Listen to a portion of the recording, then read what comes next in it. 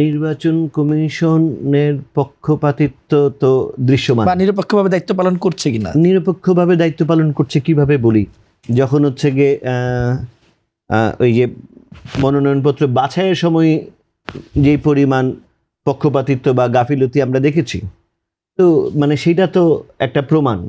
আর সেটা হচ্ছে নীলুফা আপা বললেন, মনি আপা বললেন যেটা, যে তারা লটারি করেছে সরকার, কিন্তু তফসিল ঘোষণার পর থেকে পুরো সিস্টেমটা ইলেকশন কমিশনের কাছে চলে যাবার কথা।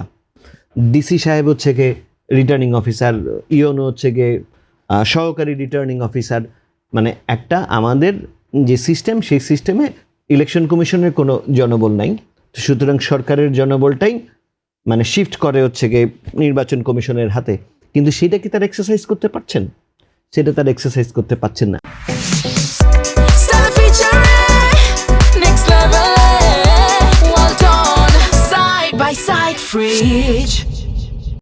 আমাদের যে উপদেষ্টা মহোদয়রা আছেন, তাদের যে বাগাড়ম্বর আচরণ এবং আলোচনা, সেখানে তো ইসি এখানে হচ্ছে গিয়ে সাবসাইড হয়ে গেছে, এবং ইসির সেই রকম কোনো সাহসী ভূমিকাই আমরা আসলে দেখছি না। আর পক্ষপাতিত্বর কথা বলছেন, এই পক্ষপাতিত্ব হচ্ছে গিয়ে ধরেন এটা ভয় থেকে না একদম সরকারের চাপে, বা কোন কারণে তাদের এই পক্ষপাতিত্ব? সাহসী দেখছেন না, কিন্তু কি দেখছেন তাহলে?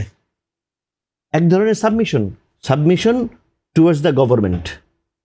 ইলেকশন কমিশনের তফসিল ঘোষণার পরে গভর্নমেন্টের কাছে তার সাবমিশনের আসলে কোনো সুযোগ নেই, জায়গা নেই, বরঞ্চ গভর্নমেন্ট ওখানে সাবমিশনে যায় ইলেকশন কমিশনের। কিন্তু ইলেকশন কমিশনকে আমরা আসলে ওই সাবমিশনে দেখছি, তাদেরকে তাদের যে সত্যিকারের ক্ষমতা এক্সারসাইজ করার যে জায়গা, সেই জায়গা আমরা দেখছি না। আমি শুধুমাত্র একটা ঘটনা একটু উল্লেখ করতে চাই। আমাদের গাজীপুর 4-এর যখন বাছাই হচ্ছে, তখন জামাত ইসলামের যে ক্যান্ডিডেট, তার হলফনামায় যেই বাৎসরিক আয় উল্লেখ করেছেন এবং তার যেই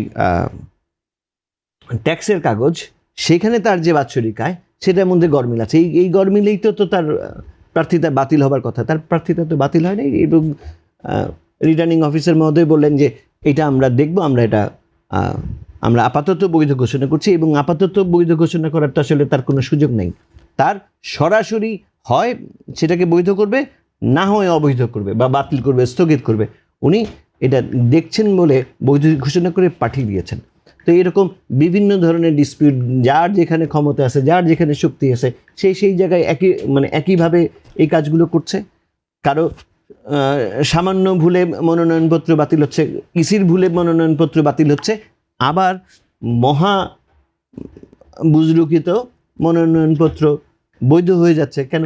কারণ ওই পক্ষপাতিত্ব, এবং এই পক্ষপাতিত্ব তো সর্বক্ষেত্রে। এবং আমরা যদি তারা রিকনসিল না করে, তাহলে তো এইটার প্রভাব নির্বাচনের ডেফিনেটলি পড়বে।